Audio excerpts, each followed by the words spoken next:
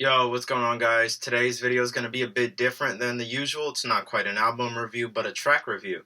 And I'm going to be talking about that new Pierce the Veil song. They've returned from their 4-year-long hiatus with a rocking single entitled Past the Nirvana. This is the lead single for their upcoming 5th studio album. For those who are not familiar, or just you completely missed out on that wave, Pierce the Veil is a pop-punk and post-hardcore band founded by the Fuentes brothers back in 2006, based in San Diego, California. They've been one of the staples of pop-punk as we know it, and I truly believe that they've reached legendary status. They've consistently released solid rock tunes and have always brought interesting sounds and ideas to the table, and I've been a fan for years. For a long time, I was fully under the impression that we would never hear music from them again, and I'm glad I was wrong because they've come back with a rocking and catchy tune. Past the Nirvana is a little over 3 minutes in length.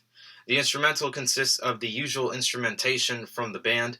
The intro feels like the song is being squeezed out of a cheap, tiny speaker due to the filter that's used on the mix. I like the way it sounds. And suddenly, the music is sucked into full stereo sound. The mix widens accordingly, and it's an explosion of music. We've got a big electric guitar riff that goes on to repeat throughout the song, at least the melody itself does. And the punk drum drive is awesome, not too fast, the perfect tempo for synchronized head banging.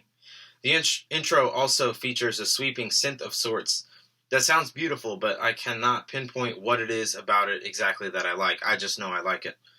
It floats over the mix quite beautifully. The pre-choruses drop the drums and the bass, only for them to explode back into the mix during the chorus. The pre-drops really just have the guitars and Vic's vocals over it. The chorus has minimal vocals, featuring scarce melody, and mostly Vic screaming towards the later half. I like the way his voice sounds here on the song. It's clear to me that he's matured as a vocalist, and I would argue that his voice sounds better than ever before. And that statement, of course, applies to both his singing and his screaming alike. After the second chorus, the mix shrinks and gradually grows again, to finally hit the listener with the chorus one more time. I enjoy the way the instrumental breathes during the outro. The song does not have a breakdown section, but the outro just lets the listener get a feel for the music before the mix finally does fade out. Thematically, the song seems to be about the beautiful way in which music allows us to temporarily forget about our problems and our troubles. Vic Fuentes has explained in an interview that the song is about the horrible traumas that the youth of America have endured over the past few years. The song symbolizes, quote, a euphoric detachment from all of that anxiety and stress, and it's about finding some form of peace or nirvana, end quote. We can hear this clearly stated throughout the song. During the first verse, we can hear him describing the experience of being inside a frantic mosh pit. Fuentes sings, kick your mind open like a punk rock show, uppercut bleeding through a softened nose. If you didn't come home injured, would you say it was a good show? Part of the fun of going to aggressive shows like a punk rock concert is being able to physically release your troubles in a space where that's allowed and done with love. You know, for the most part, no one's actually trying to hurt you for real. I also like the lyrics during the bridge. Fuentes sings, yo, I can't shine to save my life, but I'll feel through the dark without you. I set fires ablaze inside and stepped into the light to blind you. It's not clear who or what he's referring to with this, so it's open to the listener's interpretation. And most of the song is vague like that, with brief and general references to actual events and experiences of the present day. Overall, I'd say it's a great tune and a solid lead single for the band. It's also notable that this is the first song to be released without former drummer Mike Fuentes.